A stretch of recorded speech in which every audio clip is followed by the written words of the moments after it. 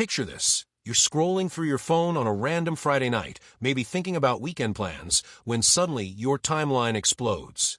Browns fans are losing their minds. Social media is going crazy. And everyone's talking about one name you probably weren't expecting to hear trending: Shedeur Sanders. Not just mentioned, not just noticed, but absolutely dominating the conversation after a performance that had people asking if they just witnessed the birth of Cleveland's next franchise quarterback. But here's where it gets interesting, and frankly, a little frustrating if you're a Browns fan who's been burned before.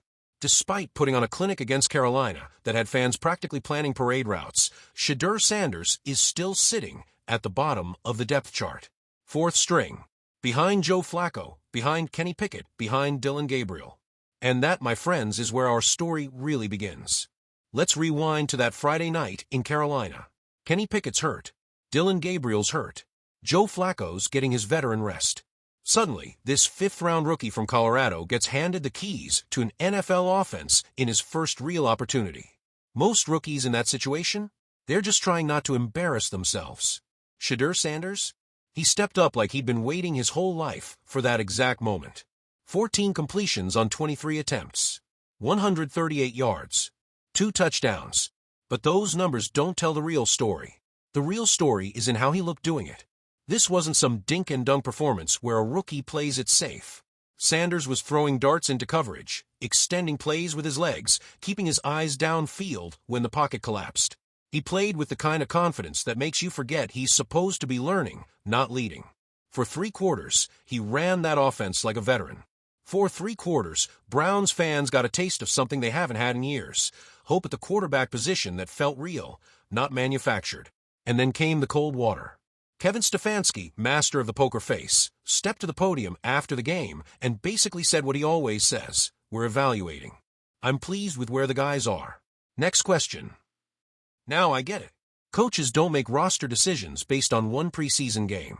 But when NFL insider Zach Jackson reports that the coaching staff still sees Dillon Gabriel ahead of Sanders despite Sanders outplaying him in practice. When Flacco's still listed as the clear number 1, Pickett's number 2, Gabriel's number 3, and Sanders is bringing up the rear at number 4. That's when you start wondering if the Browns are overthinking this thing.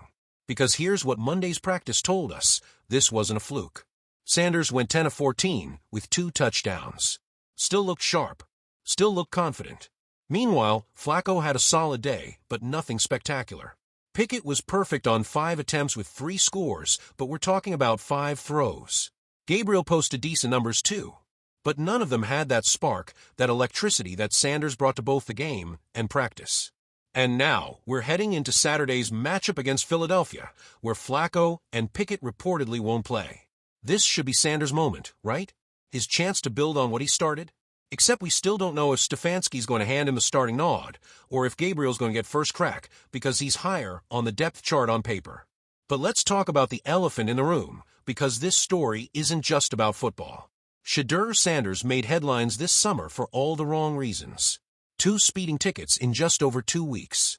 91 in a 65. Then 101 in a 60. Both in Strongsville.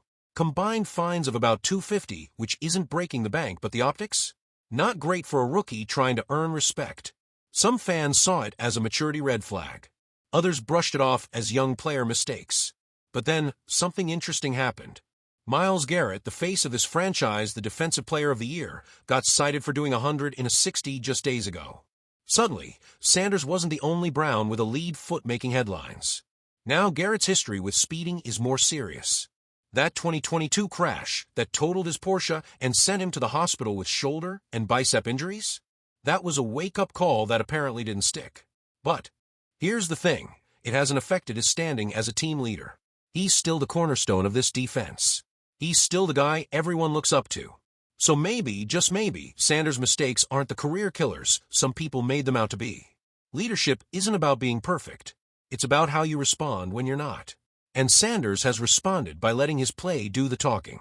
That Friday night performance wasn't just about talent. It was about composure under pressure, decision-making in crucial moments, and showing he belongs on the same field as NFL players who've been doing this for years. Which brings us back to Saturday in Philadelphia. This isn't just another preseason game for Sanders. This is his chance to prove Friday wasn't lightning in a bottle. This is his opportunity to force Stefanski's hand and make the depth chart conversation impossible to ignore. Think about what we've seen from Browns quarterbacks in recent years.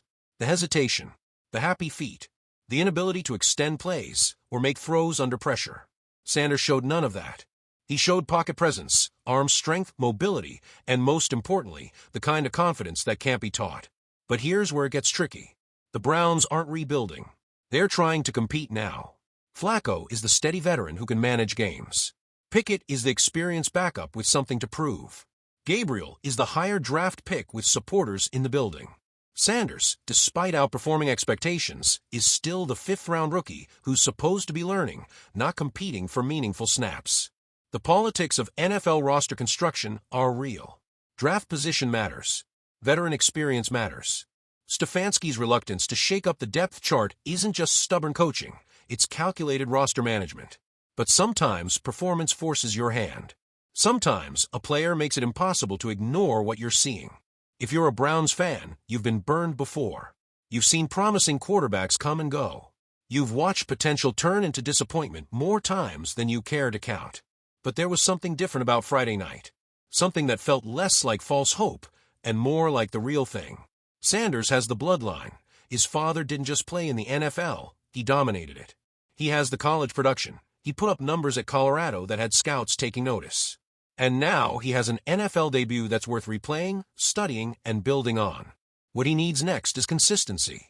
A run of performances that builds trust inside the building, not just excitement in the stands. Saturday against Philadelphia could be the start of that run, or it could be another reminder that preseason success doesn't always translate to depth chart movement. The Eagles' defense isn't going to roll over for a rookie quarterback. They're going to test him, pressure him, force him to make quick decisions under duress.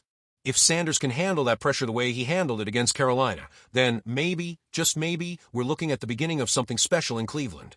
So as we head into this weekend, the question isn't just whether Sanders will get another chance to showcase his talent. The question is whether the Browns are ready to acknowledge what they might have stumbled into. A fifth-round pick who plays like he was drafted in the first. A rookie who steps into pressure situations and thrives instead of surviving. The depth chart says Sanders is fourth. The tape says he might be better than that. Saturday in Philadelphia, we'll find out which one matters more.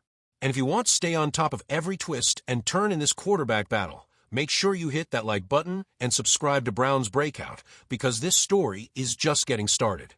One way or another, Saturday night is going to tell us a lot about Shedeur Sanders, about Kevin Stefanski's decision-making, and about whether the Browns are ready to let talent trump politics on the depth chart. The kid's proven he can play. Now it's time to see if he can prove he belongs.